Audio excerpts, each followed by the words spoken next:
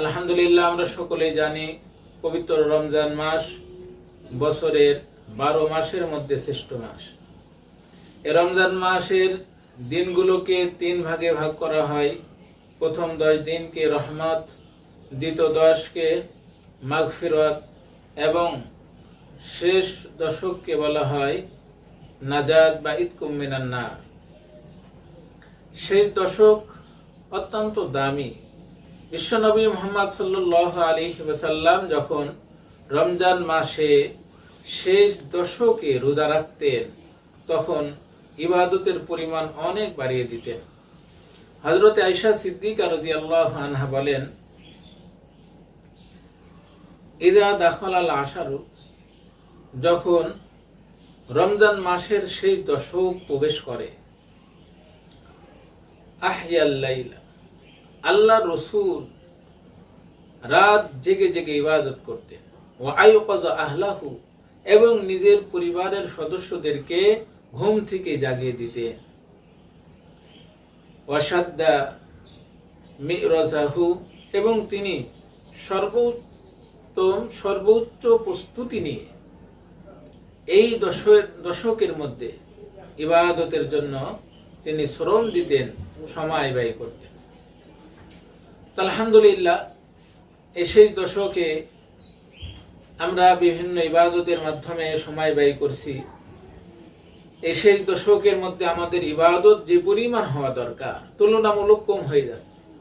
দেখেন, আমাদের দেশের ব্যবসায়ীদের অবস্থা দেখি আর বিশ্ব নবীর আমলের অবস্থা দেখি।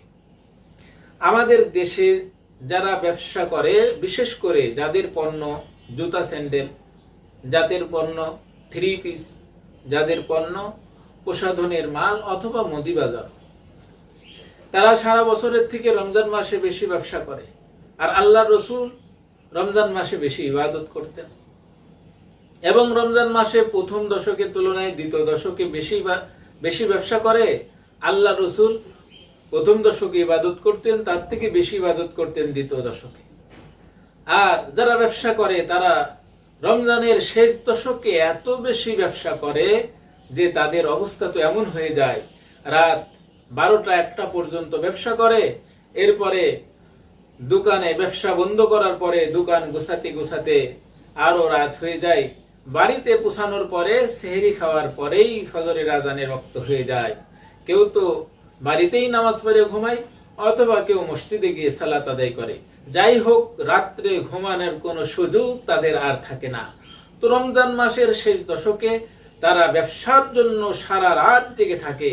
আর বিশ্ব নবী শেষ দশকে ইবাদতের জন্য, আল্লাহ তাআলাকে খুশি করার জন্য বিভিন্ন জিকির আজগার দোয়াতে সারা রাত ব্যয় করে দিতেন।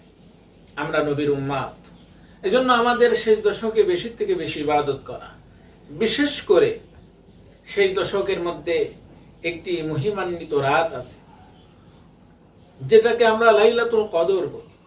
অত্যন্ত দামি রাত। এই রাতের ফজিলত আল্লাহ তাআলা কুরআনুল কারীমে বর্ণনা করেছেন।